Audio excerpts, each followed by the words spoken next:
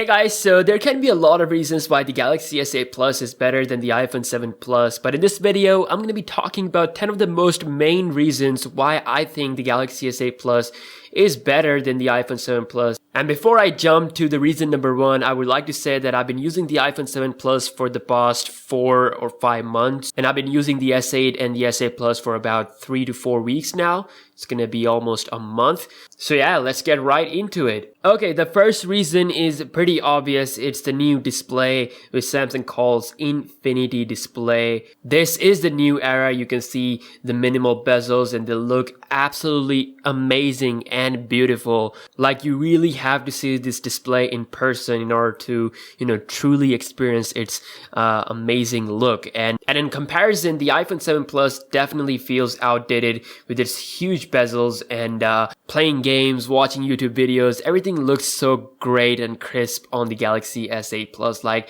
literally, there's no reason to defend the iPhone here. I'm not saying like it's a total crap display, but it is the end of an era, okay? So clearly, if this is something truly important to you, by all means, the Galaxy S8 Plus is the phone to go with. It clearly is the best on the market. Not only the best, but also the brightest. Next up, we have always on mode. I absolutely love this feature. It was first debuted with the Galaxy S6, and basically this includes some information such as your notification, you see your time, your date, battery percentage, and with the Galaxy S8 Plus, of course, you can tap on it and it gives you the music control as well. So, and because it has an AMOLED display, it looks so crisp and easily visible.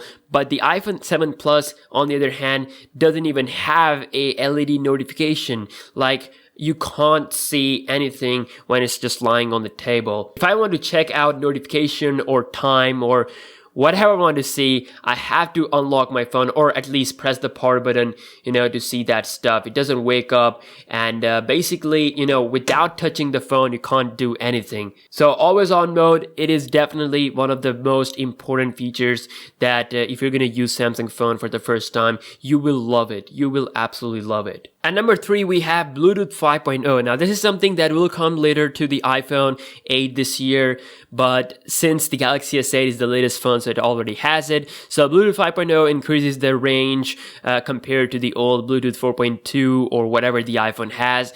And of course, you can have 2 devices at the same time connected to the Bluetooth. You can have different audio. So I use my AirPods as well as my speaker with the Galaxy S8. So I absolutely love this feature, and this is something that you cannot do with the iPhone 7 Plus. Next up, we have true multitasking. Now, despite having a big 5.5-inch display, there is no way you can use the iPhone's display to use 2 applications at the same time, like one at a time, that's it. But Samsung, on the other hand, has provided us this feature for years. So I'm in the gallery right now, and let's say if I want to use Google Chrome at the same time, so all I have to do is go into the multitasking tray, tap and hold on the gallery, and if I swipe on the top, it says drop here for split screen view. Or if I drop here, it's going to go into pop-up view. So you get a little bit of an advanced multitasking mode here with the Galaxy S8. I mean, split screen is something that is with every Android phone, every Android Nougat phone. But the pop-up view is definitely a Samsung's creation. So going into split screen mode, as you can see, the first half of the display takes the first application. And let's say if I open Google Chrome, as you can see, I'm using 2 applications on the same display. And it looks awesome. You can see that because of its fast processor, it's able to handle everything, 2 applications at the same time without any lag. And this is impossible to do on the iPhone. If you drop down, it goes into pop-up view mode, which is even better because now you can move it around and do other stuff. Let's say if I go into Instagram, there's a small icon of this application. Every time I press on it, and it shows me the application preview, and then I can, use it at the same time while scrolling on the other application. So bit more advanced multitasking with the Samsung devices. And again, it's all impossible to do on the 7 Plus At number 5, we have fast charging. So the Galaxy S8 Plus features fast charging. It's a pretty obvious thing. I think it got debuted with the Galaxy S5, and the iPhone 7 Plus, it's a top-end flagship phone. It's like the only top-end flagship phone that does not have fast charging, and it is painful. I have used iPhone for 4 months, and the most painful thing was waiting for this phone to charge up. It takes like 2 hours plus time.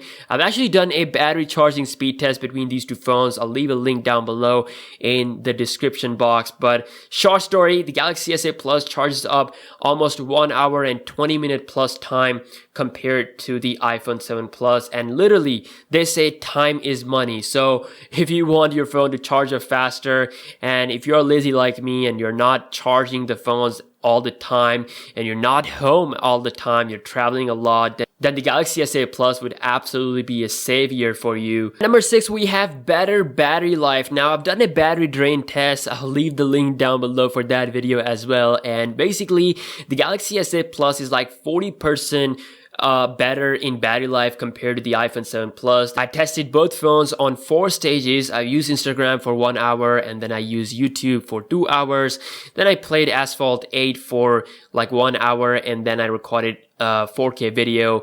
And doing all that, the Galaxy S8 Plus was still on 40% battery, while the iPhone 7 Plus died. So again, for the proof, you can watch that video. So you are definitely getting better battery life on the S8 Plus. Alright, coming at number 7 is again another software edition from Samsung. It got added with the Galaxy Note 7, if I remember. So this is the secure folder where you can make secure copies of your apps, and only you can access that information. You can see by default we have some applications such as camera, contacts, and gallery. If I go here into the camera and I quickly capture a picture, as you can see it is appearing on the gallery. But when I go out and check out the gallery that is outside of the secure folder, you can see it is not appearing here. It is nowhere to be seen. So if I go back, as you can see, it is protected by the pattern, or you can have it with the iris scanner or the fingerprint scanner. So if I go into the gallery that is inside of this secure folder, as you can see, the picture is right there. You can also add third-party applications by clicking here. As you can see, I have a full list of my apps, and if I, let's say, add Instagram, if I launch it, as you can see, it shows me the login page, even though I have an account signed in, which is, the app outside of the secure folder. So again, multiple copy. This will allow me to sign in my second account or my private account or account that I don't want to keep public. So coming at number 8 is the theme engine. Now, I'm not into that much of heavy customizing. As you can see, I'm having the default wallpaper and default Samsung launcher and things running on my Galaxy S8 Plus, but it gets boring. So what Samsung has done here is that they provide you with the theme engine. So as you can see here, this basically gives us great set of wallpapers, great set of themes. So currently I've applied this theme. It changes the look of the quick setting area or notification area, the look of your main settings, the look of your nav bar keys, the look of your messaging application. So on the other hand, the only customization that you can do on the iPhone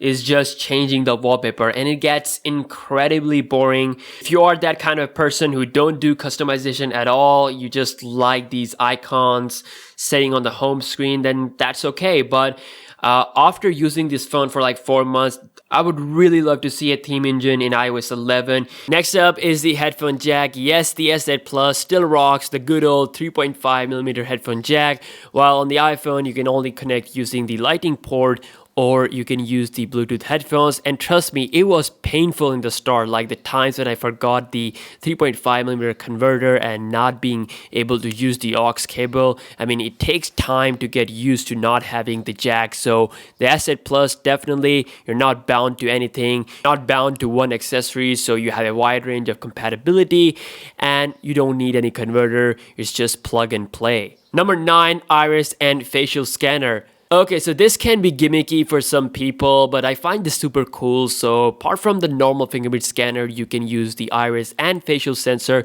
to unlock the phone. And on the other hand, the iPhone just has only one sensor security, which is the Touch ID sensor. And number 10, micro SD card slot. Now, this is something that makes the Galaxy S8 truly a complete phone. Apart from the base 64GB storage that you get with the S8, you can add a SD card up to 256GB, while on the iPhone, you're just stuck with the default storage option, and not a lot of people can afford to pay extra for the 128 or 256GB models. So this will make Samsung stand out compared to the iPhone and the Pixel this year, because both of them won't be featuring the SD card slot. So yeah, these were the main 10 reasons why I would pick the Galaxy S8 Plus over the iPhone 7 Plus. I hope you guys have enjoyed this video. Let me know what your thoughts in the comment section below, and I'll see you guys later. Peace out.